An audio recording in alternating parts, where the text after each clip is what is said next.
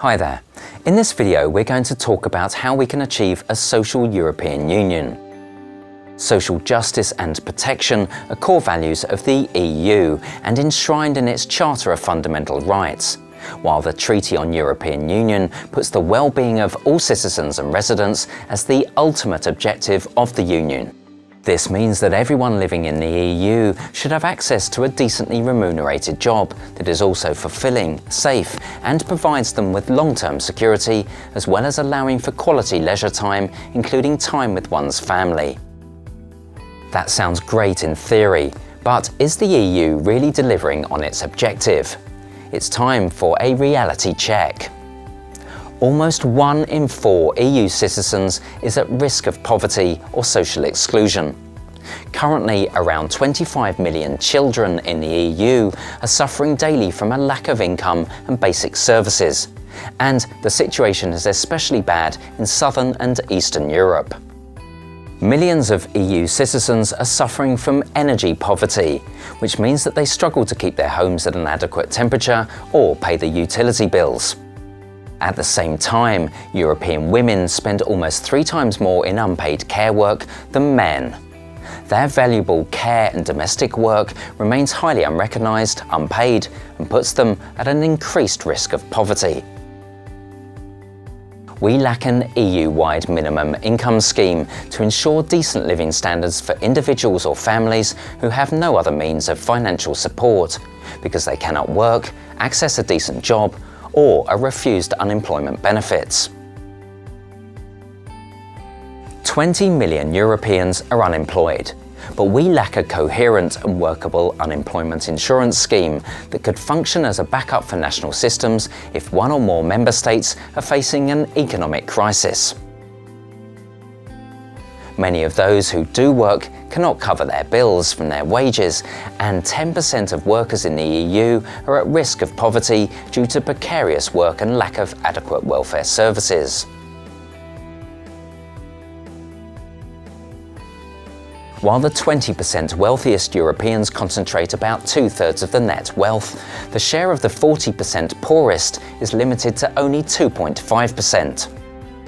So, how can we make the EU deliver on its promise to uphold its citizens' well-being? Here are some much-needed changes. In 2017, the European Pillar of Social Rights was proclaimed with the support by all EU institutions. Unfortunately, the 20 principles included in this pillar are not legally binding, and it lacks any specific commitments to citizens' rights or minimum standards. The EU and its member states must acknowledge their social responsibilities and implement concrete legislation to ensure that the economic and financial integration of the European Union is accompanied by social integration. This means that even in difficult economic times, core social rights are protected by law and cannot be subordinated to short-term fiscal considerations or the desires of big corporations, big finance, or the extremely wealthy.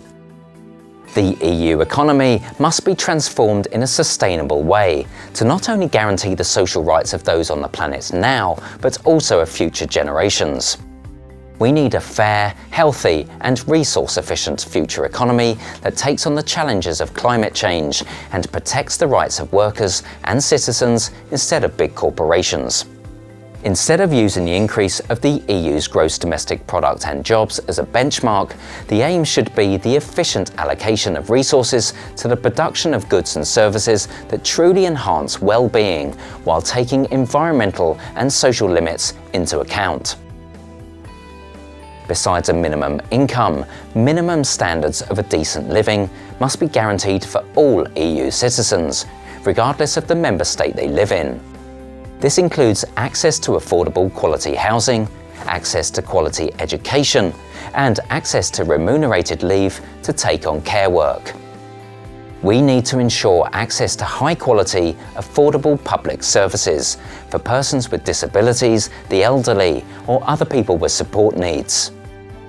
Finally, we need a coherent work-life balance system for carers and parents that will promote gender equality across the EU by providing for paid leaves and incentivising men to use this opportunity.